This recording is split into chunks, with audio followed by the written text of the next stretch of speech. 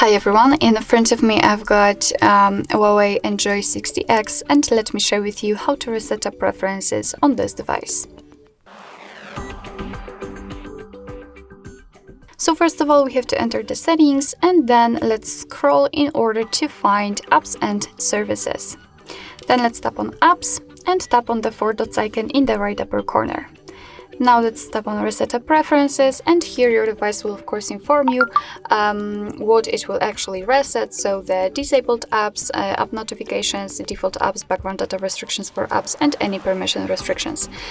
So let's simply tap on Reset, and basically this is it. This is how to reset up preferences in your HUAWEI device.